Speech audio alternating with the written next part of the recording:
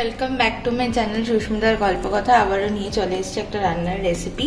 আজকে রান্না করব হচ্ছে দেশি মুরগির রসা। ঠিক আছে, তো দেশি মুরগির রসা বানানোর জন্য কি করব, প্রথমে এখানে 500 গ্রাম দেশি মুরগি রয়েছে, দেখতেই পাচ্ছ কারি কাট করা। এর মধ্যে আমি দিয়ে দেবো, এটাকে ম্যারিনেট করবো। ম্যারিনেট করার জন্য লাগবে হচ্ছে একটা আমি পেঁয়াজ কুচি করে নিয়েছি, ঠিক আছে, এরকমভাবে তোমরা কেটে নেবে।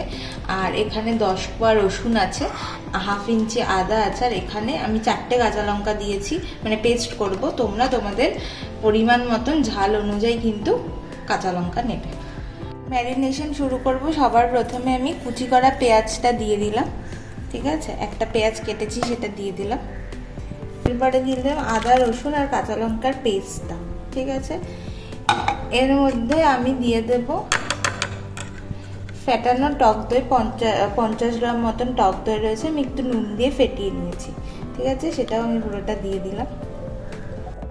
নুন দেব পরিমাণ মতন, ঠিক আছে, এটা যার যার পরিমাণ মতন দেবে, এটা এরকমভাবে বলা যায় না যে কতটা নুন দেওয়া যায়। 1 চামচ আমি হলুদ গুঁড়ো দিলাম। এরপরে দিয়ে দেবো একটু সামান্য জিরে গুঁড়ো, হাফ চামচ জিরে গুঁড়ো দেব, 1.5 চামচ কাশ্মীরি লঙ্কার গুঁড়ো। এবারে দিয়ে দেবো হচ্ছে সর্ষের তেল। হাত আমার পরিষ্কার আছে, তাই আমি হাত দিয়েই মাখছি, ঠিক আছে, এটা চামচ দিয়ে মাখা যাবে না, তাই এটাকে হাত দিয়েই মাখতে হবে।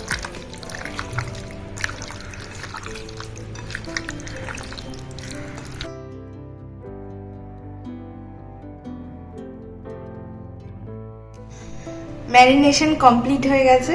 এবার এটাকে তোমরা চাইলে ফ্রিজেও রাখতে পারো, আবার রুম টেম্পারেচারে রাখতে পারো। কম করে আধ ঘন্টা থেকে 1 ঘন্টা মতন কিন্তু ম্যারিনেট করে রাখবে। তেল দিয়ে দিলাম, এখানে 6 থেকে 7 চামচ হচ্ছে, টেবিল চামচ কিন্তু আমি সর্ষের তেল দিয়ে দিলাম।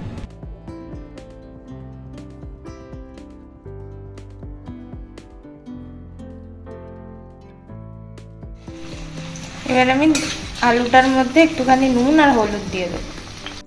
এবার সামান্য একটু নুন দিয়ে দিলাম, সামান্য একটু হলুদ দিলাম। এবার আমি আলুটাকে একটু ভেজে নেবো, নুন আর হলুদ দিয়ে আমি একটু আলুটাকে ভেজে নেবো। আলুটা ভাজতে ভাজতে আমি পেঁয়াজের একটা পেস্ট করে নেবো।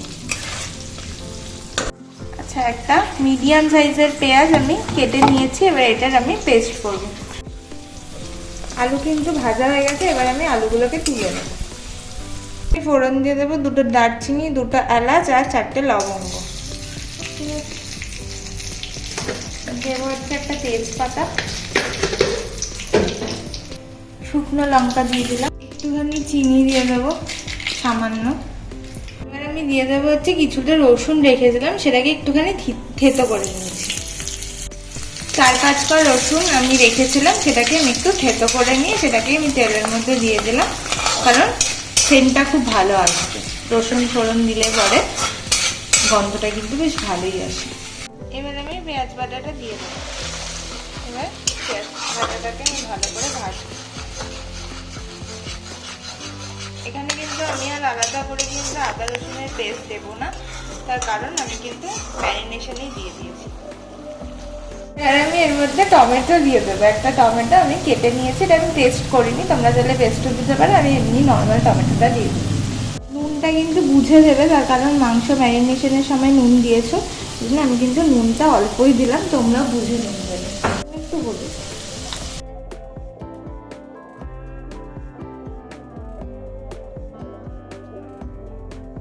দেখতে পাচ্ছ টমেটো কিন্তু সিদ্ধ হয়ে গেছে, আর পেঁয়াজ বাটাটাও কিন্তু ভাজা ভাজা হয়ে গেছে। এর মধ্যে আমি ম্যারিনেট করা মাংসটা এবার দিয়ে দেবো। ম্যারিনেট করা চিকেনটা আমি দিয়ে দিলাম। এটাকে মশলার সাথে, এটার মধ্যে কিন্তু আমি আর আলাদা করে কিচ্ছু দেবো না, কারণ সবই দেওয়া ছিল, জিরে গুঁড়ো, কাশ্মীরি লঙ্কার গুঁড়ো, রসুন আদা বাটা, কাঁচা লঙ্কা বাটা সবই দেওয়া আছে, এবং টক দইও দেওয়া আছে, ঠিক আছে। তো এবার এটাকে আমি ভালো করে নাড়িয়ে আমি যতটা সম্ভব তোমরা ঢাকা দিয়ে দিয়ে কিন্তু রান্নাটা করবে, কারণ এই চিকেনের থেকে কিন্তু জল বেরোবে।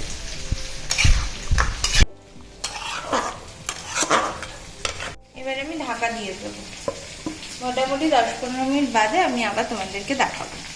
later. দেখো 10 মিনিট পর আমি তোমাদেরকে ঢাকনাটা খুলে দেখাচ্ছি। দেখো আস্তে আস্তে কিন্তু তেলটা ছাড়ছে। এইভাবেই কিন্তু ঢাকা দিয়ে দিয়ে ভালো করে কষিয়ে কষিয়ে কিন্তু রান্নাটা করতে হবে।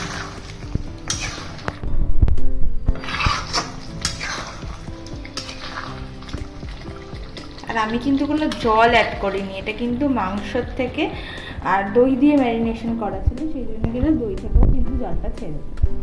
দেখো মাংস কিন্তু অলমোস্ট সিদ্ধ হয়েই গেছে, আর মশলাটাও খুব সুন্দর কষেছে, ওপর থেকে পুরো তেলটা ভাসছে।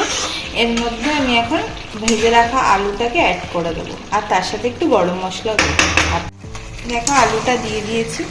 চিকেনে একটু আলু না হলে ভালো লাগে না, চিকেন মাটন দুটোতেই বাঙালিরা একটু আলু না হলে ঠিক খেতে ভালো না, তো সেই জন্য আমি একটু আলু দিয়েছি। তোমরা চাইলে আলুটা স্কিপও করতে পারো, এমন নয় যে আলুটা দিতেই হবে।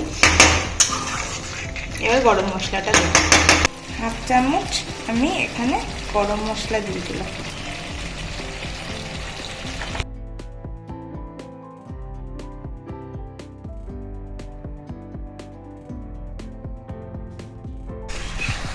এবার আমি এটাতে সামান্য একটুখানি জল অ্যাড করব।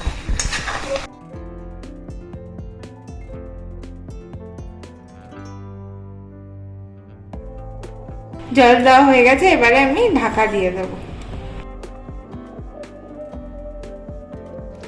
ঢাকনাটা তুলে দিয়েছি, দেখতেই পাচ্ছ আমার কিন্তু ঝোল একদম রেডি। এর মধ্যে আমি সামান্য একটু ঘি দেবো।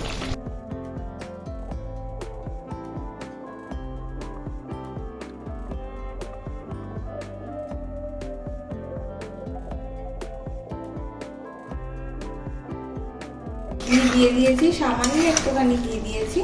এবার আমি এটাকে সার্ভ করব।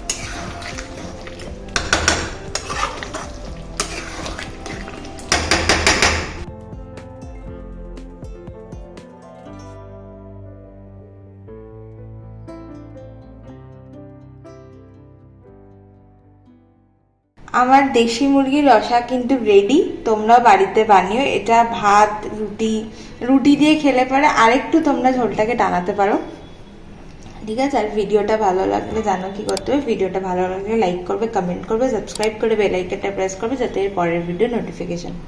চলো সবাই ভালো থেকো, সুস্থ থেকো।